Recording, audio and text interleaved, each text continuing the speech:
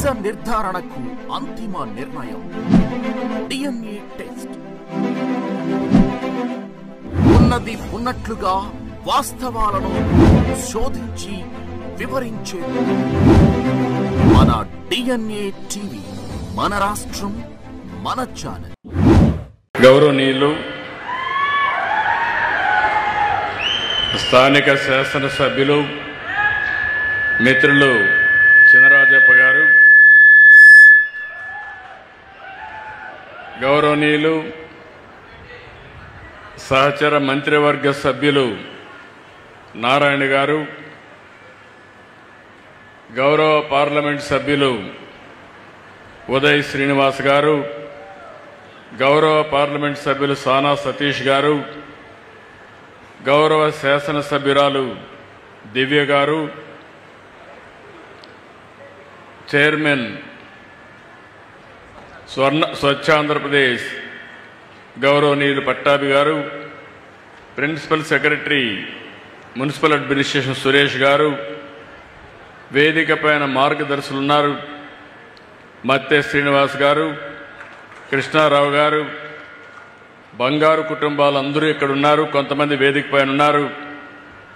వాళ్ళల్లో మీరు చూస్తే మోర్తా గారు, ఏసమ్మ గారు, ఈరోజు నేను పెద్దాపురం వచ్చినప్పుడు అఖండ స్వాగతం పలికిన మా తెలుగింటి ఆడపడుచులందరికీ, సోదరి సోదరమణులందరికీ పేరు పేరున నమస్కారాలు, అభినందనలు, శుభాభినందనలు.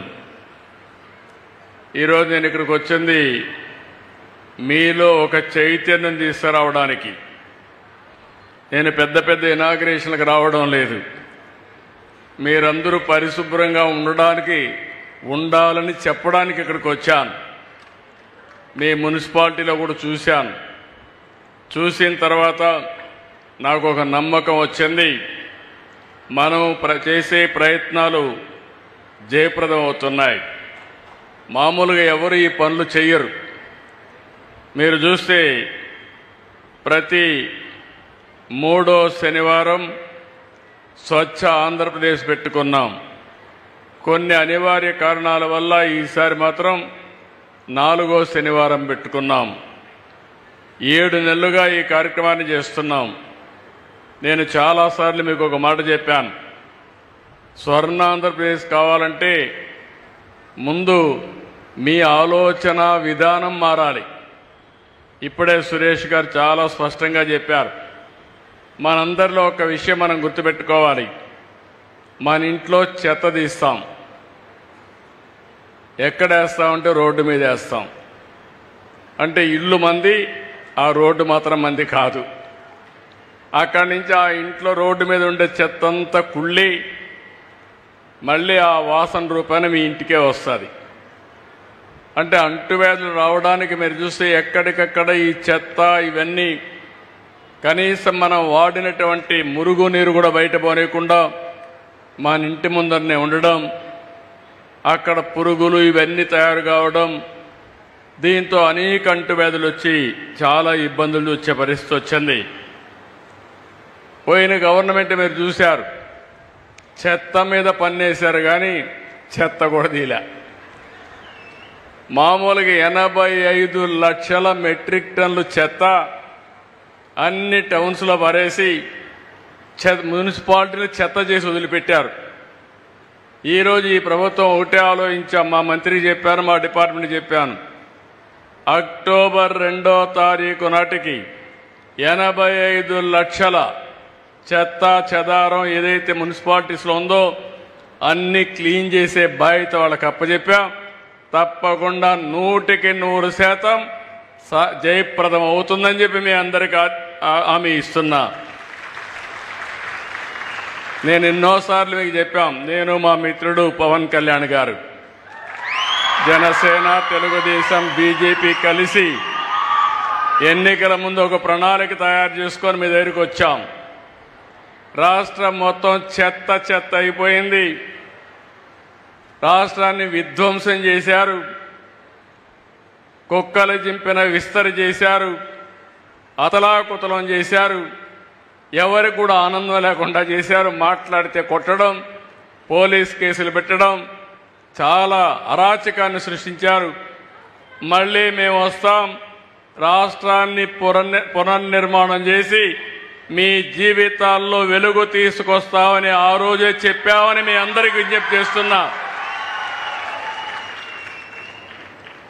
అందులో భాగంగానే ఒక పక్క సంక్షేమం, ఇంకొక పక్క అభివృద్ధి, ఈ రెండు కావాలంటే సుపరిపాలన, ఇవన్నీ కూడా పెట్టుకొని ఒక స్పష్టమైన ఆలోచన, ఎక్కడా డైవర్షన్ లేదు.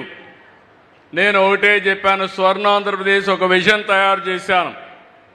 2047కి మీ అందరికీ ఆదాయం పెరగాలి, ఆరోగ్యంగా ఉండాలి, మీరందరూ ఆనందంగా ఉండాలి, మీ ముఖాల్లో ఆనందం చూడాలని నాకు ఏకైక కోరిక. ఇది సాధించి తీరతామని మరొకసారి మీ అందరికీ విజ్ఞప్తి చేస్తున్నా. అయితే ఇక్కడికి వచ్చినప్పుడు నేను మన గ్రామాలన్నీ కూడా పరిశుభ్రంగా ఉండాలి, మన ఆలోచనలు కూడా పరిశుభ్రంగా ఉండాలి, స్వచ్ఛంగా ఉండాలి. నాకెప్పుడు ఈస్ట్ గోదావరి జిల్లాకు వస్తే పాత ఈస్ట్ గోదావరి జిల్లా, అందరికంటే మంచి మనసున్న వ్యక్తులు ఈ జిల్లాలో ఉన్నారని చెప్పి కూడా నేను మీకు తెలియజేస్తున్నా.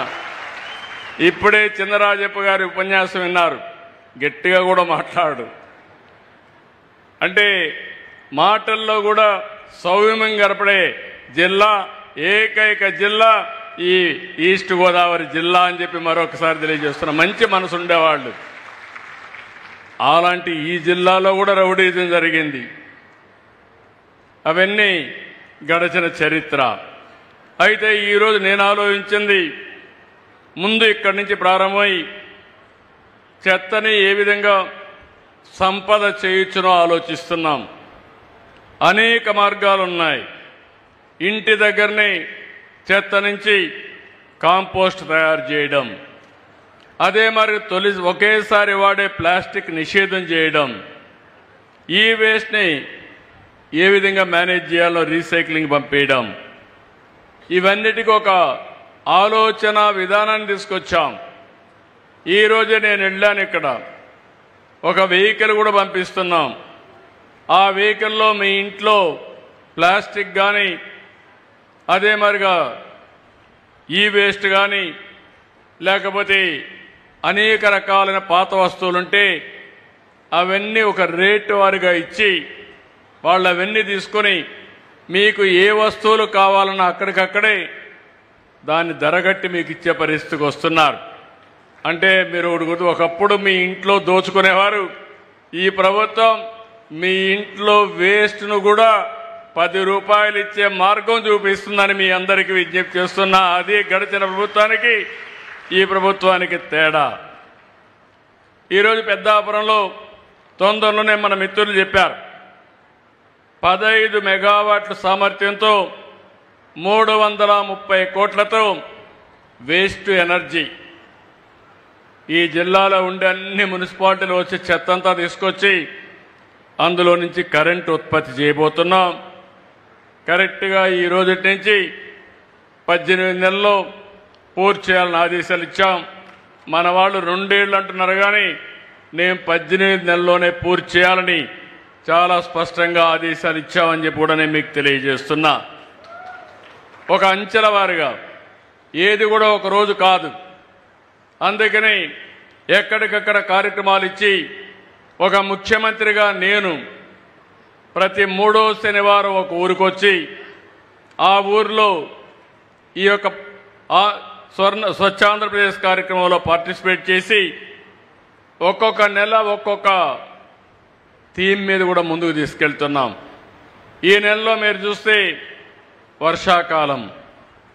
వర్షాకాల సమయంలో అనేకమైనటువంటి రోగాలు వచ్చే అవకాశం ఉంటుంది. మనం తాగే నీళ్ల నుంచి కానీ, మన పరిసరాల్లో మస్కిటోస్ వచ్చి మస్కిటోకి సంబంధించిన, దోమలకు సంబంధించిన రోగాలు వచ్చే పరిస్థితి వస్తుంది. ఇలాంటివన్నీ కూడా అనేక సందర్భాల్లో మీరు చూస్తే నిన్నే మేము ఒక పాలసీ కూడా తీసుకొచ్చాం. ఏదే సర్క్యులర్ ఎకానమీ అని ఈ ప్రపంచంలో ఏది కూడా వేస్ట్ కాదు. చెత్త నుంచి సంపద సృష్టించవచ్చు. మన పొలంలో ఉండే వరి అంతా వాడిన తర్వాత గడ్డి ఉంటుంది. ఆ గడ్డి నుంచి కొన్ని అట్టపెట్టెలు తయారు చేసే పరిస్థితి వస్తుంది. కడాన సముద్రంలో నాచు ఉంటుంది. ఆ నాచు నుంచి ఈరోజు బయోకెమికల్ తయారు చేయొచ్చు, ప్రోటీన్ తయారు చేయొచ్చు, మెడిసిన్ తయారు చేయొచ్చు, అనేక విధాలుగా ఉపయోగపడుతుంది. అలాంటి ప్రాజెక్టు కూడా శ్రీకారం చుట్టాం. ఈరోజు మీరు రాష్ట్రంలో చూస్తే 95% ఇళ్ల నుంచి పట్టణ ప్రాంతాల్లో ప్రతిరోజు చెత్త కలెక్ట్ చేస్తున్నారు. ఇంకో పక్క గ్రామీణ ప్రాంతాల్లో 48% కలెక్ట్ చేస్తున్నారు. వాళ్ళ ఇండ్ల దగ్గరని దగ్గర 5 లక్షల కుటుంబాల్లో చెత్త నుంచి కాంపోస్ట్ తయారు చేసి ఇంట్లో గార్డెన్కి వేసుకుంటున్నారు. ఇంకో పక్క 10,65,000 మంది కిచెన్ గార్డెన్లు, టెర్రస్ గార్డెన్తో అందరికీ ఒక ఆదర్శంగా మిగిలే పరిస్థితికి వచ్చారు. ఈరోజు మీరు ఇప్పుడే నేను చూశాను, ఇక్కడికి వచ్చినప్పుడు వర్షాలు పడ్డాయి. మన దగ్గర కంటే పైన ఎక్కువ వర్షాలు పడ్డాయి. ఈరోజు ఈస్ట్ గోదావరి జిల్లాలో చాలా గ్రామాల్లో లంక గ్రామాలన్నీ కూడా మళ్ళీ నీళ్లన్నీ వచ్చి ముంపు గురయ్యే పరిస్థితి వస్తే ఎప్పటికప్పుడు మానిటర్ చేస్తున్నాం. గోదావరిలో ఈరోజు 2వ అలర్ట్ ఇచ్చారు. దగ్గర 13 నుంచి 14 లక్షల క్యూసిక్స్ ఆఫ్ నీళ్లు సముద్రంలోకి పోతున్నాయి. ఇది మొన్న కూడా నేను ఒక లెక్క కూడా చెప్పాను. ఇక్కడి నుంచి గోదావరిలో ప్రతి సంవత్సరం 2,500 టీఎంసీ నీళ్లు సముద్రంలోకి పోయే పరిస్థితికి వస్తున్నాయి. ఈ వానల వల్ల ఈరోజు మీరు చూస్తే దోమలు, ఇప్పుడే నేను ఆదేశాలు ఇచ్చాను. ఈ రాష్ట్రంలో దోమల్ని పూర్తిగా నివారించాలని. మీకు దోమల ద్వారా మలేరియా వస్తుంది, డెంగ్యూ వస్తుంది, చికెన్ గున్యా వస్తుంది, కొంతమందికి అయితే ప్లేట్లెట్లు పడిపోతాయి, లక్షల రూపాయలు ఖర్చు పెట్టే పరిస్థితి వస్తూ ఉంది, బలహీనం అయిపోతున్నారు. అందుకే ఈరోజు డ్రోన్స్ కూడా ఉపయోగించి ఎక్కడికక్కడ ఈ మస్కిటోని పూర్తిగా నిర్మూలించే కార్యక్రమానికి కూడా శ్రీకారం చుట్టాం. మామూలుగా మనం ఒకప్పుడు ఫాగింగ్ ఇచ్చేవాళ్ళం, యాంటీ లారల్ ఆపరేషన్లు చేసేవాళ్ళం. ఇవన్నీ కూడా గడిచిన ప్రభుత్వం మొత్తం పడకేసింది. ప్రజారోగ్యం పైన చేతకన్నేశారు, చాలా ఇబ్బందులు వచ్చాయి. ఇవన్నీ కూడా ఈరోజు మీరు చూస్తే మళ్ళీ సెటరైట్ చేసే పరిస్థితికి వచ్చాం. నేను 14-19లో దోమల పైన యుద్ధం అన్నాను. యుద్ధం అంటే నన్ను ఎగతాళి చేశారు. అంటే ఇప్పుడు కాదు, నేను ముఖ్యమంత్రి అయినప్పటి నుంచి మొదటి నుంచి మీరు చూస్తే ప్రభుత్వం యొక్క అసమర్థత వల్ల, ప్రభుత్వాల అసమర్థత వల్ల అంటువ్యాధులు వస్తున్నాయి. నీళ్లు సరిగా ఇవ్వకపోతే ఆ నీళ్లలో మురికి నీళ్లు కలిసిపోయి ఓసారి బోర్లో వచ్చే నీళ్లన్నీ కూడా కంటామినేషన్ అయిపోయి అనేక అంటువ్యాధులు వస్తున్నాయి. జీఈ కానీ ఇలాంటి రోగాలు వచ్చే పరిస్థితి వస్తుంది. దోమల వల్ల నేను ఇప్పుడే చెప్పాను ఎలాంటి ఖర్చులు ఏమైనా సమస్యలు వస్తాయని. నేను ఈరోజు స్వర్ణాంధ్రప్రదేశ్లో ఒక మాట చెప్పాను, అన్నింటికంటే ఆరోగ్యం ముఖ్యం. ఆరోగ్యం ఉన్నప్పుడు మీకు ఇబ్బందులు కనపడవు, అనారోగ్యం వచ్చినప్పుడే ఇబ్బందులు కనపడొస్తాయి. ఒక క్యాన్సర్ వస్తే ఆ కుటుంబం చితికిపోతుంది. ఒక అనారోగ్య సమస్య వస్తే మీరు కాదు బాధపడేది, మీ ఇంట్లో అందరూ బాధపడతారు. మిమ్మల్ని హాస్పిటల్ తీసుకెళ్ళాలి, మళ్ళీ తీసుకురావాలి. ఓసారి క్యాన్సర్ లాంటి వ్యాధులు వస్తే లక్షల రూపాయలు కొన్ని ఇటీవల కాలంలో చూస్తా ఉంటే నాకే ఆశ్చర్యం వేస్తుంది. ఒక్కొక్క వ్యాక్సిన్ 20 కోట్లు 30 కోట్లు. మనిషిని బ్రతికించుకోవాలి, 30 కోట్లు కావాలి. పేదవాళ్లకు దిక్కు లేదు. అలాంటి సందర్భాలు వస్తున్నాయంటే మన ఆరోగ్యం పైన దృష్టి పెట్టవలసిన బాధ్యత మీ అందరిపైన ఉంది. అందుకే ఈ ప్రభుత్వం చాలా స్పష్టంగా ఉన్నాం. పేదవాడి ఆరోగ్యం కోసం ఏం చేయాలనో చేస్తాం. రాబోయే ఇప్పుడే చినరాజప్ప గారు చెప్పారు, ఇక్కడ ఒక 100 పడకల ఆసుపత్రి అవసరమని. ప్రభుత్వం కొత్త పాలసీ తీసుకొస్తున్నాం. ప్రభుత్వ ఆధ్వర్యంలోని ప్రైవేటు వ్యక్తులు మేనేజ్ చేసేట్టుగా 100 పడకల ఆసుపత్రి ఈ పెద్దాపురంలో పెట్టించే బాధ్యత తీసుకుంటామని మీ అందరికీ హామీ ఇస్తున్నా. ఇలాంటి వినూత్నమైన కార్యక్రమాలతో మనం ముందుకు పోతున్నాం. ఈరోజు ఇంకొక పక్కన మీరు ఒక్కసారి చూస్తే నేను ఒకటే ఆలోచించాను. ఎన్నికల ముందు నేను కానీ పవన్ కళ్యాణ్ గారు కానీ బీజేపీ కానీ ఒకే మాట చెప్పాం. మాకు సంపద సృష్టించడం తెలుసు, ఆదాయాన్ని పెంచడం తెలుసు. అదే సమయంలో ఆదాయాన్ని పెంచి సంక్షేమాన్ని అభివృద్ధిని సమతుల్యంతో ముందుకు తీసుకుపోతామని చెప్పాం. ఎప్పుడు కూడా మీరు ఒక్క విషయం గుర్తుపెట్టుకోవాలి. అప్పులు చేసి సంక్షేమ కార్యక్రమాలు ఇస్తే లేకుంటే దోపిడీ విధానాలు చేస్తే ఆ వ్యవస్థ దీర్ఘకాలం మనుగడ సాధించలేదు. అనేక సార్లు నేను చెప్పింది, ఏ రాజకీయ పార్టీ అయితే ఏ వ్యక్తి అయితే సంపద సృష్టిస్తాడో అలాంటి వ్యక్తి సంక్షేమ కార్యక్రమాలు ఇవ్వడానికి అర్హత ఉంటుంది. దానివల్ల మీ జీవితాలు బాగుపడతాయి. నేను ఆ రోజు సూపర్ 6 అన్నాను. చాలామంది అన్నారు ఇది సాధ్యం కాదన్నారు. ఎట్లా సాధ్యం కాదో చేసి చూపిస్తానని చెప్పి చేసి చూపించిన పార్టీ ఎన్డీఏ అని చెప్పి మీ అందరికీ విజ్ఞప్తి చేస్తున్నా. ఈ నెలలో ఒక ఉదాహరణ చెప్తున్నా. మొదటి తారీఖున పేదల సేవలో ఎన్టీఆర్ భరోసా 4,000, 6,000, 10,000, 15,000 రూపాయలు ఇస్తున్నామా లేదా అని మిమ్మల్ని అడుగుతున్నా. 6 గంటల మీ ఇంటి దగ్గరికి వస్తున్నారా లేదా అని మిమ్మల్ని అడుగుతున్నా. మంచి ప్రభుత్వం అయితే గట్టిగా చప్పట్లు కూడా చెప్పండి, బాగా చేశారని.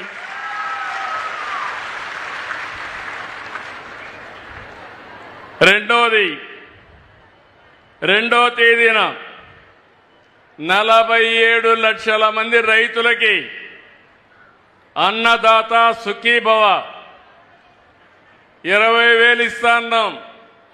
కేంద్రం 2,000, మనం 5,000 కలిపి 7,000 మీ అకౌంట్కి వేసామా లేదా అని మిమ్మల్ని అడుగుతున్నా. ఏమయ్యా రైతులు గట్టిగా చప్పట్లు కూడా చెప్పండి.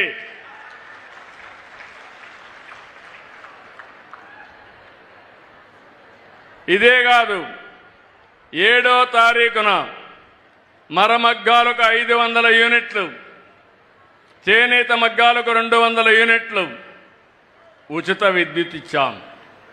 జీఎస్టీ రీఎంబర్స్ చేస్తున్నాం. నేతన్న భరోసా కింద ప్రతి నేతన్నకు 25,000 రూపాయలు తొందరలోనే ఇస్తామని చెప్పి కూడా నేను మీకు తెలియజేస్తున్నా. అదే రోజున నాయి బ్రాహ్మణులకి సెలూన్లకు 200 యూనిట్లు ఉచిత విద్యుత్తు. ఇది కాకుండా 40,000 సెలూన్లకి ఈ లబ్ధి వస్తుంది. నిన్ననే మా ఆడబిడ్డల ఉత్సాహం చూస్తున్నా. స్త్రీ శక్తి ఉచిత బస్సు ప్రయాణం. ఏమమ్మా ఆడబిడ్డలు ఆనందంగా ఉన్నారా లేదా? మీరు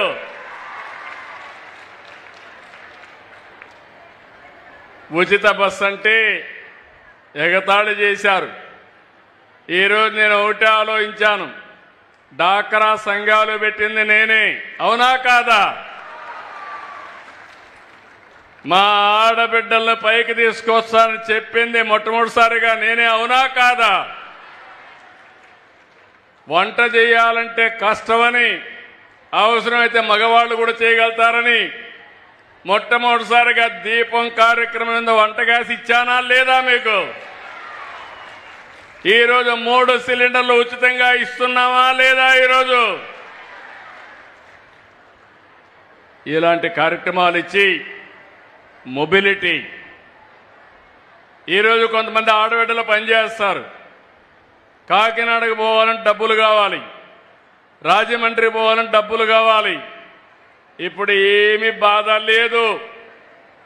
చంద్రన్న పేరు చెప్పి బస్సులో ఎక్కి, పవన్ కళ్యాణ్ గారి పేరు చెప్పి బస్సులో ఎక్కి జల్సాగా వెళ్ళిపోవచ్చు మీరు.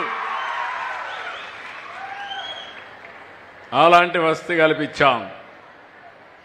కావాలంటే అమ్మగారింటికి పోవాలన్నా, లేదంటే తల్లిని చూసి రావాలన్నా, లేదంటే బోరు కొడితే రోజు పోతే లేనిపోని సమస్యలు వస్తాయి. అవసరం అనుకుంటే మీరు మీ కుటుంబ సభ్యులు పుణ్యక్షేత్రాలకు కూడా వెళ్ళి దేవుడి దర్శనం చేసుకోవాలన్నా చేసుకునే ఏర్పాట్లు కల్పించాం. శ్రీశైలం పోవాలన్నా, సింహాచలం పోవాలన్నా, తిరుపతి పోవాలన్నా, ఎక్కడికి పోవాలన్నా మీకు అలాంటి ఏర్పాట్లు చేశాం.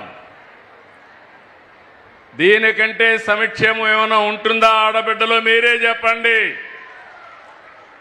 మళ్ళీ మీరు అక్కడికి వెళితే భోజనం కూడా హోటల్కి పోతే 100 రూపాయలు అవుతుందని 5 రూపాయలకే అన్నా క్యాంటీన్లో భోజనం పెడుతున్నాం. అవునా కాదా?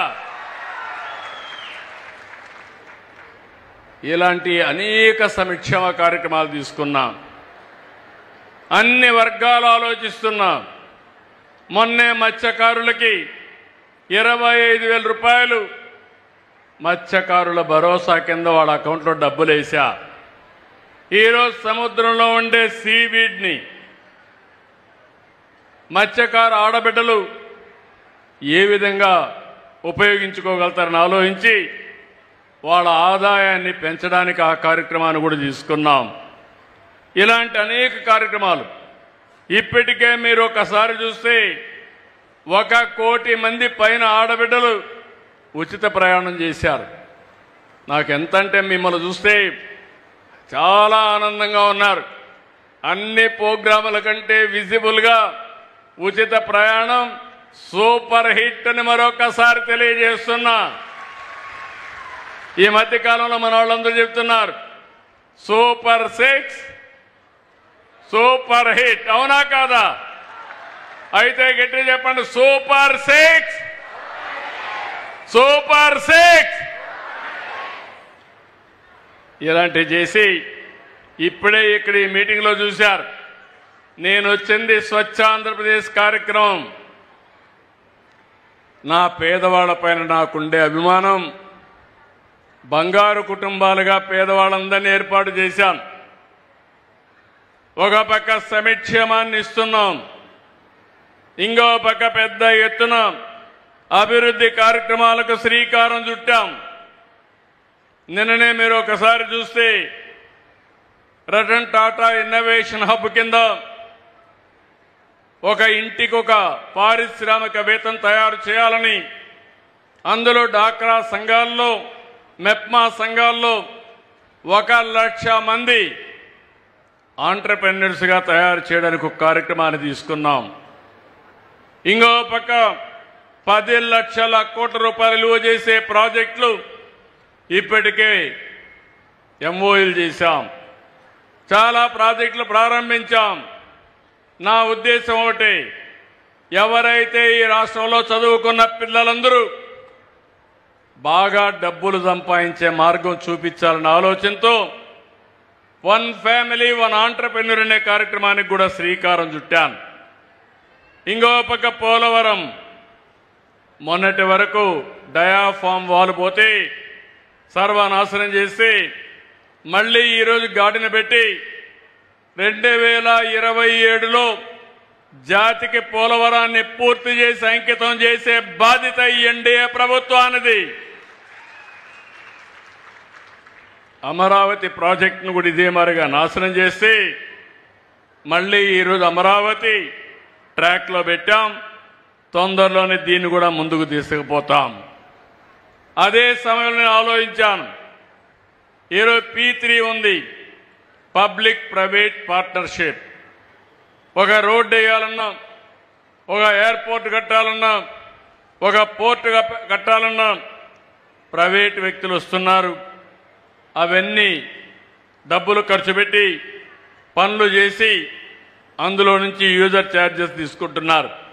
దీనివల్ల మనకు సంపద వచ్చింది. కానీ డబ్బులుండేవాళ్ళు బాగా సంపాదించారు, పేదవాళ్ళు రిలేటివ్గా ఇంకా కూడా ఆదాయం తగ్గిపోయే పరిస్థితి వచ్చింది. అందుకే ఈరోజు ఒక ప్రభుత్వం ఆలోచించేది కేంద్రం కూడా నిన్నే ఒక కార్యక్రమం ఆలోచించారు. రేపు రాబోయే రోజుల్లో ఇంకా పేదవాళ్లపైన భారం తగ్గాలంటే పన్నులను తగ్గించడానికి శ్రీకారం చుట్టారు. అక్టోబర్ నుంచి తొందరలోనే వస్తుంది, సింప్లిఫికేషన్ వస్తాయి. దీనివల్ల మీ మీద భారం తగ్గుతుంది, మీ కొనుగోలు శక్తి పెరుగుతుంది, పరిశ్రమలు కూడా బ్రహ్మాండంగా పైకొచ్చే అవకాశం వస్తుంది. ఇది ఇంకొక తరం ఆర్థిక సంస్కరణలు అని చెప్పి నేను మీకు తెలియజేస్తున్నా. ఇలాంటి సంస్కరణల్ని నరేంద్ర మోడీ గారు అక్కడ తీసుకొస్తే మన రాష్ట్రంలో మనం దాన్ని ఆదర్శంగా అమలు చేసి భారతదేశంలో నెంబర్ 1 రాష్ట్రంగా తయారు చేయాలనే సంకల్పంతో నేను ముందుకు పోతున్నా.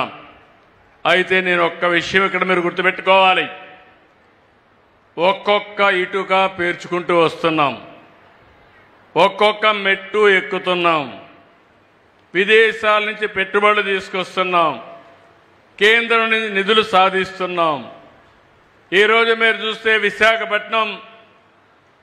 విశాఖ ఉక్కు ఆంధ్రుల హక్కు అని పోరాడినటువంటి ప్రాజెక్టు మళ్ళా ప్రైవేటు పరం కాకుండా 12,000 కోట్ల రూపాయలు శాంక్షన్ చేయించి పనులు ప్రారంభించే పరిస్థితికి వచ్చాం.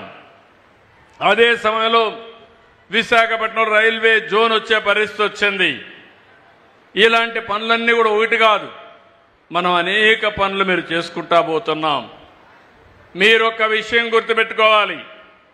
మీ ఇంట్లో ఒక అమ్మాయిని ఇంకొక అబ్బాయికి ఇవ్వాలన్నా, ఒక అబ్బాయిని మీ ఇంటికి అల్లుడుగా తెచ్చుకోవాలన్నా, అంటే మామూలుగా పిల్లనివ్వాలన్నా, పిల్లని తెచ్చుకోవాలన్నా 10 సార్లు ఆలోచిస్తారు, 10 తరాలు చూస్తారు, నచ్చితేనే ఇస్తారు. అవునా కాదా?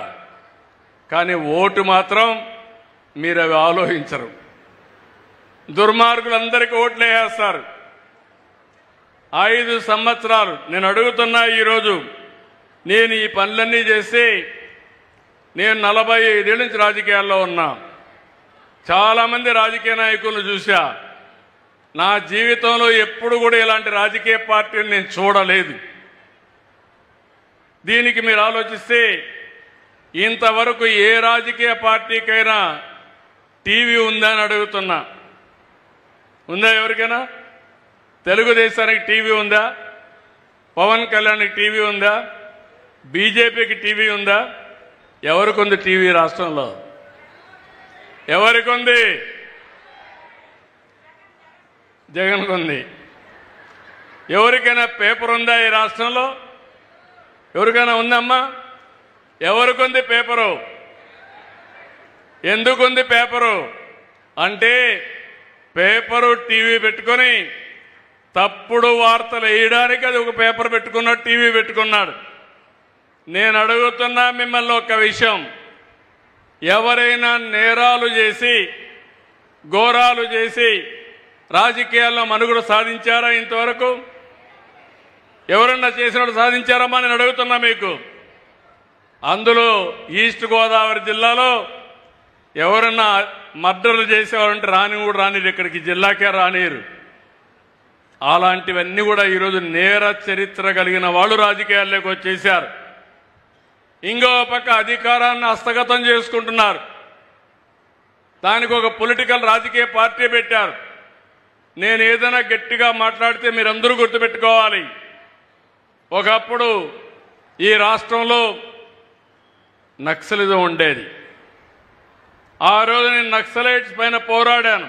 నా కోసరం కాదు, మీకు ప్రాణ రక్షణ ఉండాలి, మీ ఆస్తులకు రక్షణ ఉండాలని నక్సలైట్ల పైన పోరాడి నక్సలైట్ లేకుండా చేయడానికి ప్రయత్నం చేసి నా మీదనే దాడి చేసినా నేను భయపడలేదు. రాయలసీమలో ఫ్యాక్షన్స్ ఉంటే నేను పూర్తిగా నిర్మూలించాను. ఇంకో పక్క హైదరాబాద్లో కమ్యూనల్ వైలెన్స్ ఉంటే అవి కూడా మత విద్వేషాలన్నీ కంట్రోల్ చేశాం. ఈరోజు మీరు చూస్తామంటే మన రాష్ట్రంలో మొన్న మీరందరూ బ్రహ్మాండంగా స్పందించారు. నేను 45 ఏళ్ళు రాజకీయాల్లో ఉన్నాను, కానీ ఎప్పుడూ ఇవ్వనటువంటి మా నాయకుడు ఎన్టీ రామారావు గారు ఉన్నప్పుడు కూడా ఇంత పెద్ద విక్టరీ రాలేదు. 94% మేము పెట్టిన అభ్యర్థులందరూ గెలిచారు, బ్రహ్మాండంగా గెలిపించారు. ఇది ఒక చరిత్ర.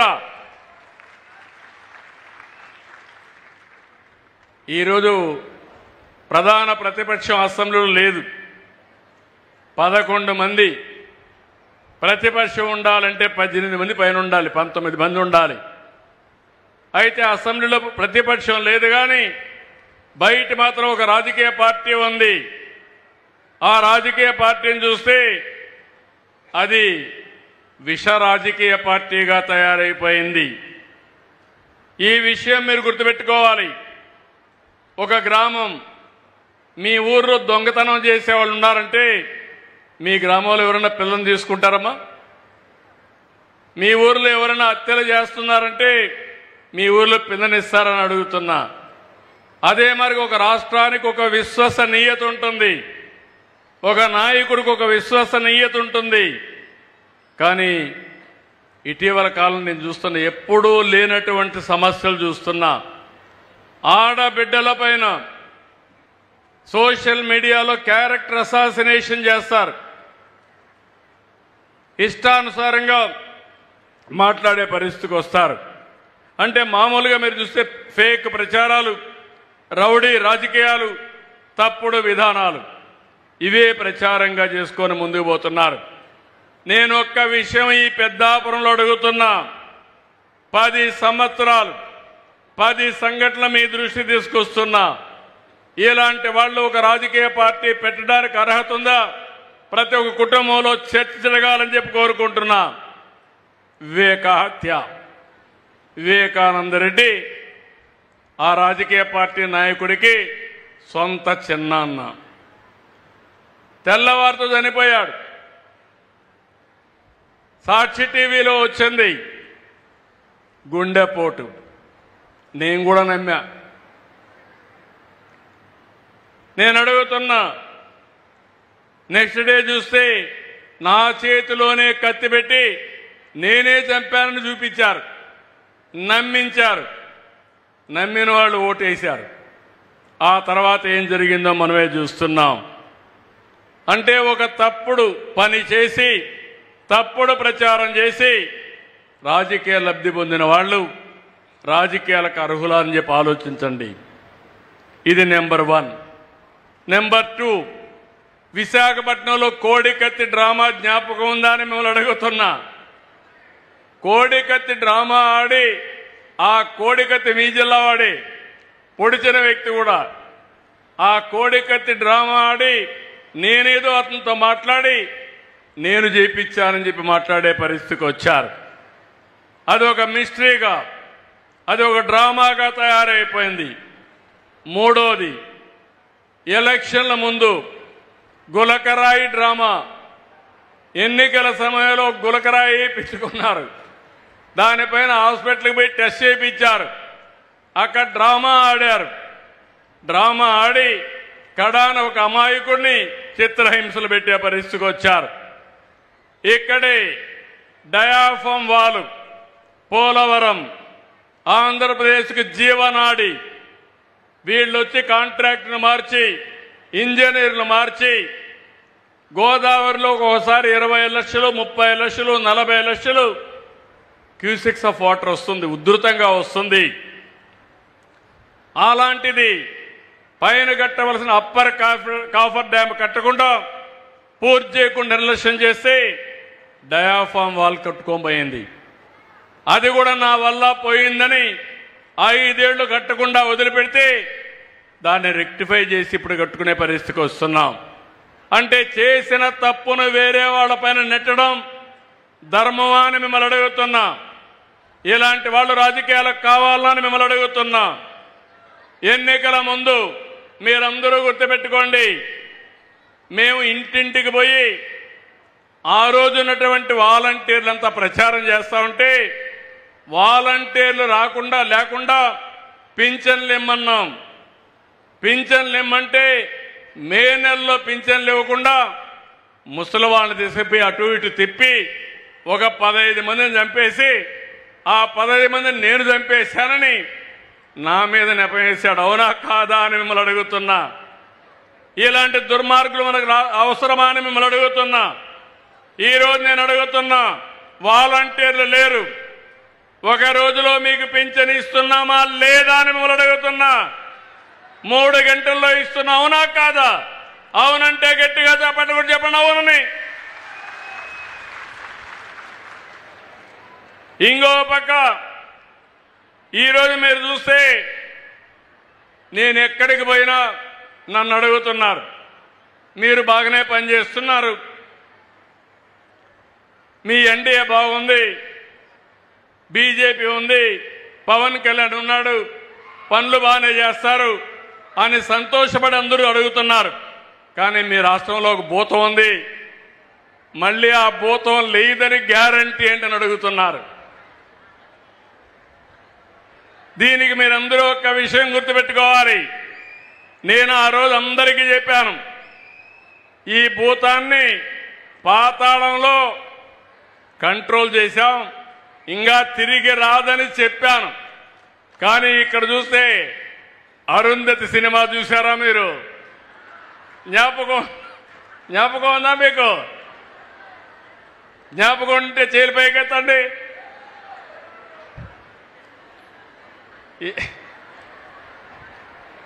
ఓకే, ఏంటి డైలాగు?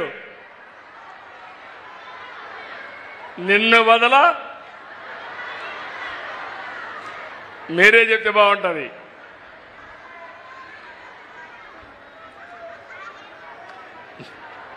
ఏదమ్మా? నువ్వే చెప్పమ్మా. నిన్ను వదల బొమ్మాలి, నిన్ను వదల బొమ్మాలి, మరలా వస్తాను బొమ్మాలి. మీరు విన్నారా? ఏమ్మా?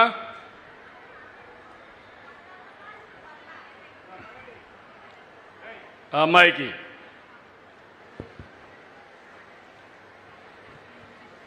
వదలా బొమ్మాలి, నిన్ను వదలా. Okay, that is good. నిన్ను వదల బొమ్మాళి వదల, నిన్ను వదలనంటా ఉంది. అలాంటి అరుంధతిలో భూతమ్మ మళ్ళీ మీరు చూస్తే ఈ భూతం మళ్ళా పైకి వస్తూ ఉంది. మొన్న సింగయ్య మీరు చూసుంటారు, నేనే సీఎం, కార్ డ్రైవర్ కూడా గవర్నమెంట్ డ్రైవరే, పోలీసు కూడా సెక్యూరిటీ అంతా పోలీసులంతా గవర్నమెంట్ వాళ్ళే. అందరూ వెళ్ళారు. వెళితే వీళ్ళు ఇష్ట ప్రకారం తొక్కించుకుంటూ పోతే ఒక అతను వాళ్ళ కార్యకర్తే కారు కింద పడ్డాడు. కారు కింద పడితే మీరేం చేస్తారని అడుగుతున్నా మిమ్మల్ని. ముందు కాపాడతారా లేదా అని మిమ్మల్ని అడుగుతున్నా. తీసి పొదల్లో బారేశారు. ఆ మనిషి చావు బతుకుల్లో ఉంటే అంబులెన్స్ వచ్చి తీసుకుపోతే అక్కడ వీడియో ఏమీ లేకుండా చేసి కడాన అతను చనిపోయిన తర్వాత ఆ వీడియో బయట వస్తే ఆ వీడియో బయట వచ్చిన తర్వాత ఆయన భార్యను పిలిపించి బెదిరించి ప్రలోభ పెట్టి అంబులెన్స్ వాళ్ళు చంపేశారని చెప్పి అంటారు. ఇలాంటి వ్యక్తిని ఏమనాలని నేను అడుగుతున్నా. మొన్ననే నెల్లూరుకి వెళ్ళారు.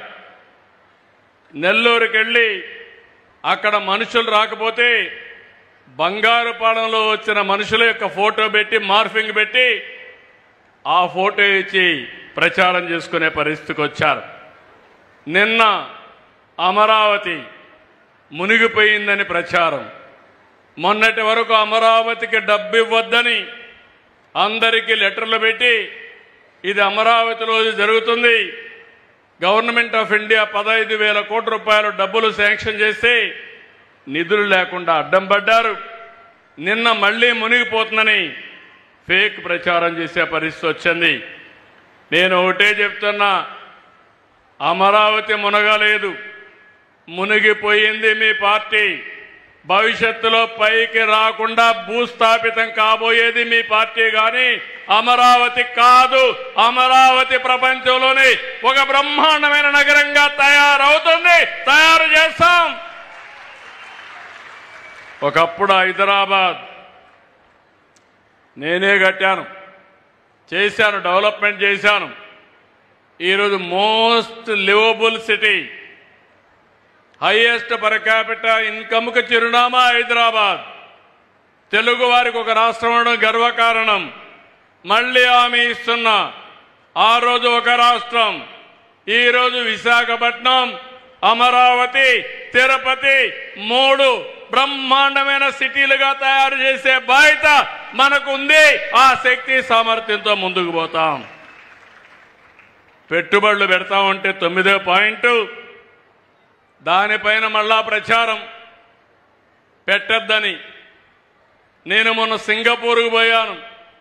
ఆ దేశంలో కూడా ఈయన చేసిన తప్పుడు పనులకి వాళ్ళు కూడా మన దేశం అంటే, మన రాష్ట్రం అంటే వ్యతిరేకత చూపించే పరిస్థితికి వచ్చారు.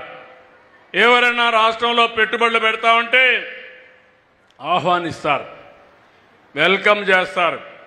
వాళ్ళ మీద విమర్శలు చేయడం, మళ్ళా ఈ ప్రభుత్వం పోతే నేనే వస్తా, మీకు లేనిపోని ఇబ్బందులు కలిగిస్తానని బెదిరించే పరిస్థితికి వచ్చారు. నిన్న మళ్ళా పింఛన్లు. నేను ఒకటే చెప్తున్నాను, వికలాంగులు కాని వాళ్ళను కూడా వికలాంగులు చేసి పింఛన్లు ఇచ్చారు, దొంగలకు పింఛన్లు ఇచ్చారు. నేను ఆలోచించేది, నేను ఇచ్చే పింఛన్లు నా ఈ ప్రభుత్వం యొక్క కష్టార్జితం పేదవాళ్లకు దక్కాలి. పేదల ముసుగులో దొంగ పింఛన్లు ఇస్తే వాళ్ళందరినీ తీసేసి తిరిగి మీకే ఇస్తాం తప్ప వేరే వాళ్లకు కాదని హామీ ఇస్తున్నా. అర్హులకి పింఛన్లు రావాలి, అనర్హులకు పింఛన్లు ఇవ్వడం తప్పు. అందుకని దీనికి కూడా ముందుకు పోతున్నాం. నేను ఒక 10 ఉదాహరణలు చెప్పాను.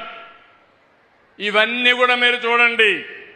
ముందు ఒక సోషల్ మీడియాలో ఒక పోస్ట్ పెడతారు, తర్వాత సాక్షిలో, బ్లూ మీడియాలో వేస్తారు, తర్వాత వీళ్ళు పనిగట్టుకొని ప్రచారం చేస్తారు. మనకు మీకు సేవ చేయాలని మా ఆలోచన. వీళ్ళు మాత్రం 24 గంటలు విష ప్రచారం చేయాలని ఆలోచిస్తున్నారు. నేను చెప్పిన 10 సంఘటనలు మీరు ఇంట్లో కూర్చొని బేరే చేయండి. ప్రతిరోజు ఇదే పని, ప్రతిరోజు విష ప్రచారం, రాష్ట్ర ప్రతిష్ట దెబ్బతీసే విధంగా ముందుకు పోతున్నారు. మనది అభివృద్ధి రాజకీయం, వాళ్ళది రాష్ట్రానికి అనర్థ రాజకీయం. మనది సంక్షేమ రాజకీయం, వాళ్ళది సంక్షోభ రాజకీయం. మనది విజన్ రాజకీయం, వాళ్ళది క్రిమినల్ రాజకీయం. అందుకే మీ అందరినీ కోరుతున్నా, ఈరోజు స్వచ్ఛ ఆంధ్రప్రదేశ్ రోజున స్వచ్ఛ ఆంధ్రప్రదేశ్లో చెత్త తీయడమే కాదు, స్వచ్ఛమైన ఆలోచనలు రావాలి. స్వచ్ఛమైన ఆలోచనలతో మనం ముందుకు పోవాలి. ఎవరైనా స్వచ్ఛమైన ఆలోచనలతో కాకుండా క్షుద్ర రాజకీయాలు చేసే ఆలోచనలు వస్తే వాళ్లకు బుద్ధి చెప్పతామని గట్టిగా మీరందరూ కూడా హర్షాన్ని, ఆమోదాన్ని తెలియజేయాల్సిన అవసరం ఉంది.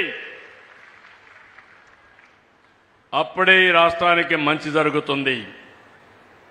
వైకుంఠపాడి వల్ల లాభం ఏంటో చూసాం 1924.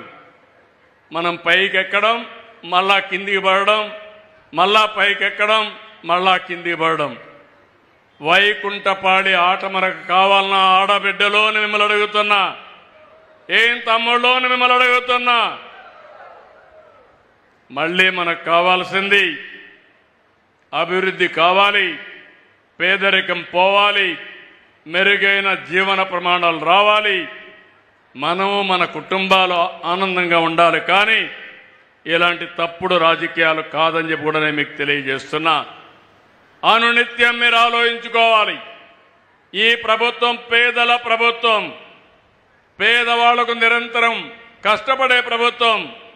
అందుకనే మీరు చూస్తే నేను ఇచ్చే సంక్షేమ కార్యక్రమాలు ఇస్తూనే, అభివృద్ధి చేస్తూనే కొత్తగా P4 తీసుకొచ్చాను. మార్గదర్శి, బంగారు కుటుంబం.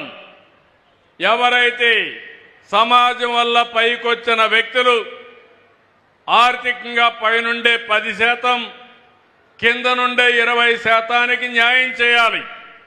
అది నిరంతరం కూడా చేయాల్సిన అవసరం ఉంది. ఈరోజు ఇక్కడ మీరు చూస్తే పారిశుద్ధ్య కార్మికుల కోసం ఒక ప్రోగ్రాం చేశాం. ఈ ప్రోగ్రాంలో మీరు చూసినప్పుడు యాక్సిస్ బ్యాంక్ కూడా ముందుకొచ్చి ఒక బ్రహ్మాండమైన కార్యక్రమానికి శ్రీకారం చుట్టారు. ఆ కార్యక్రమం ప్రకారం ఎవరైనా కానీ యాక్సిడెంట్లో చనిపోతే 1 కోటి రూపాయలు బీమా ఇచ్చే విధంగా, ఇన్సూరెన్స్ ఇచ్చే విధంగా రిజిస్టర్ చేశాం. పర్మనెంట్ ఉద్యోగులైతే 1 కోటి, అవుట్ సోర్సింగ్లో వస్తే 20 లక్షలు. పర్మనెంట్గా డిజేబుల్డ్ అయితే వారికి కూడా చనిపోయినతో సమానంగా 1 కోటి రూపాయలు ఇస్తాం. అదే అవుట్ సోర్సింగ్ ఏజెన్సీలో వస్తే 20 లక్షలు ఇస్తాం. పార్షియల్గా డిజేబిలిటీ వస్తే అలాంటి వాళ్ళకి బేసిక్ కవర్ కింద 75% ఇస్తాం. ఇంకో పక్కన కాంప్లిమెంటరీ ఎడ్యుకేషన్ గ్రాంట్ కింద వాళ్ళ పిల్లలకి 8 లక్షల వరకు సహాయం చేస్తారు. ఎవరన్నా డిసీజ్ ఉంటే వాళ్ళకి 8 లక్షల వరకు సహాయం చేస్తారు. కాంప్లిమెంటరీ గ్రూప్ ఇన్సూరెన్స్ కింద దగ్గర మీరు చూస్తే 62 సంవత్సరాలు కానీ రిటైర్ ఏజ్ ఇది ముందే దానికి 10 లక్షల రూపాయలు ఇస్తారు. మిగిలినకు 2 లక్షల రూపాయలు ఇస్తారు. ఎప్పుడైనా మీరు ఎయిర్ ప్రయాణం చేస్తే విమానాల్లో తిరిగితే అక్కడ ఏమైనా మీరు చనిపోతే డెబిట్ కార్డు ద్వారా వాడుకుంటే 1 కోటి రూపాయలు దానికి కూడా అదనంగా యాక్సిడెంట్ ఇన్సూరెన్స్ కవర్ చేస్తారని చెప్పి కూడా నేను మీకు తెలియజేస్తున్నా. ఇది కాకుండా ఇంకొక పక్కన మీరు కానీ మీ కుటుంబంలో వాళ్ళకు కూడా 3 వరకు ఇన్సూరెన్స్ చేసుకునే అవకాశం ఇస్తారు. అలాంటి వాళ్లకు 15 లక్షల రూపాయలు ఎవరైనా చనిపోతే కుటుంబ సభ్యులకు కూడా కవర్ చేసి దాంట్లో కూడా డబ్బులు ఇస్తారని చెప్పి నేను మీకు తెలియజేస్తున్నా. నేను ఆలోచించేది అనునిత్యం మీకు మంచి జరగాలని. ఏ విధంగా మంచి చేస్తే మీ అందరి జీవితాలు బాగుంటాయో దానికోసం ఆలోచిస్తున్నా. ఇంకా ఒకే మాట చెప్తున్నా, ఫైనల్గా నా జీవితంలో మేమందరం కూడా ఒకటే మీకు హామీ ఇస్తున్నాం. సంపద సృష్టిస్తానే ఉంటాం, ఆదాయాన్ని పెంచుతాం. పెంచిన ఆదాయం మళ్ళీ లాస్ట్ మైల్లో ఉండే మీ ఇలాంటి వాళ్ళకి సంక్షేమ కార్యక్రమాల ద్వారా ఇచ్చి మిమ్మల్ని బాగు చేసే బాధ్యత మాదని మరొకసారి మీ అందరికీ హామీ ఇస్తున్నా. ఈరోజు నేను చేసింది మీరు చూస్తే సూపర్ 6 చెప్పాను, కానీ కొన్ని ఇబ్బందులు ఉన్నాయి. ఇంకా ఆదాయం పెరగాలి. ఒక ఇండస్ట్రీ పెడితే 2-3 ఏళ్ళు అవుతుంది. గడిచిన 5 సంవత్సరాల్లో అభివృద్ధి ఆగిపోయింది.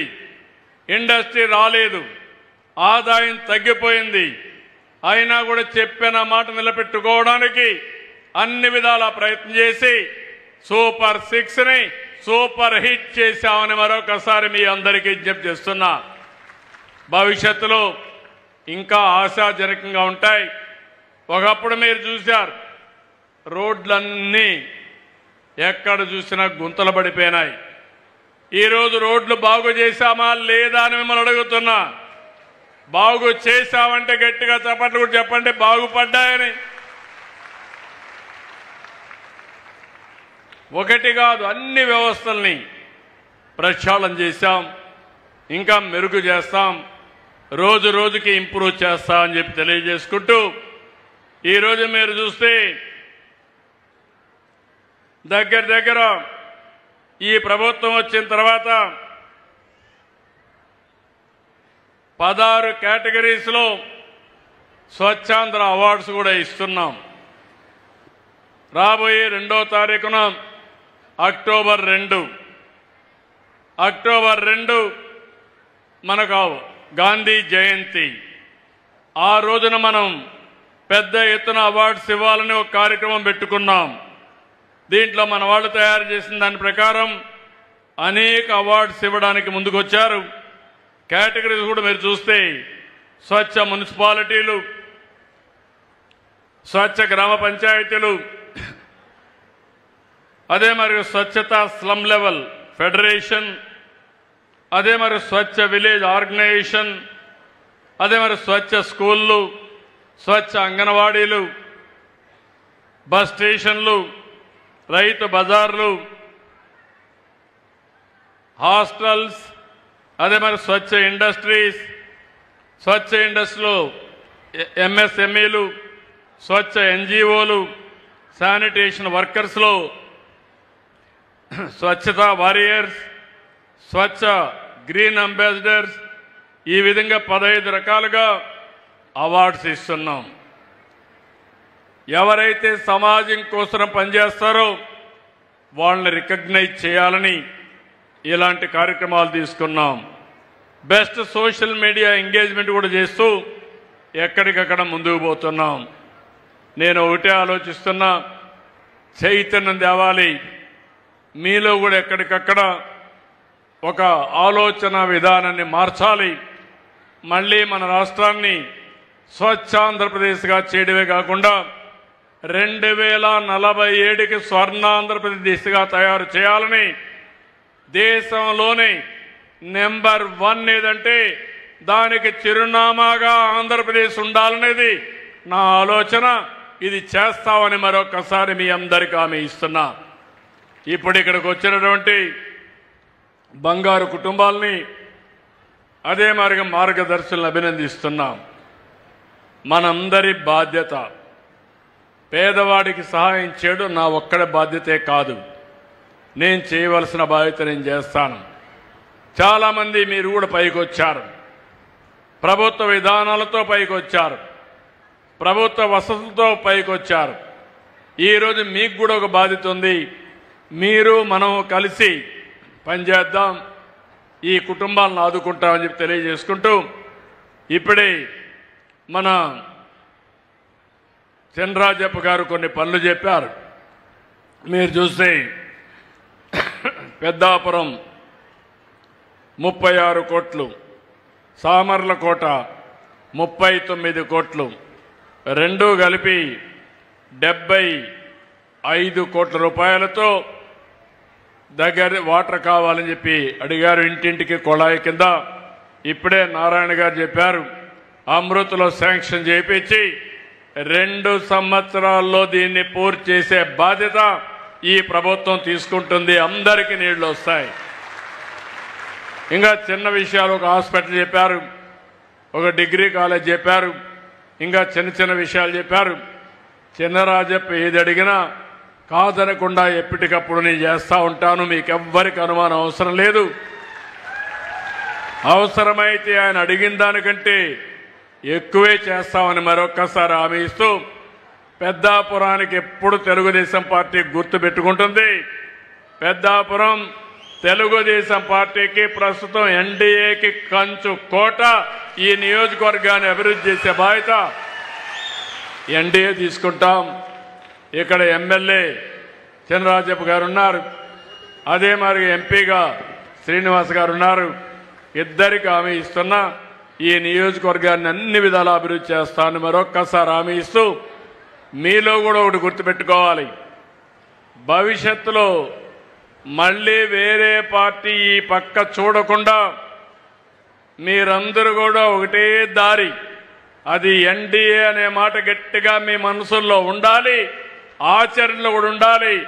మీరు ఆనందంగా ఉండేట్టుగా చేసే బాధ్యత మాది. మీరు కూడా ఎప్పటికప్పుడు ఏ ఎన్నికొచ్చినా ఆశీర్వదించే బాధ్యత మీదని మరొకసారి మీ అందరికీ విజ్ఞప్తి చేసుకుంటూ, ఇప్పుడు బంగారు కుటుంబాలను పిలిపించి ఒక 2 నిమిషాలు ఇంట్రడ్యూస్ చేసి మీతో కూడా మాట్లాడి వైండప్ చేద్దాం.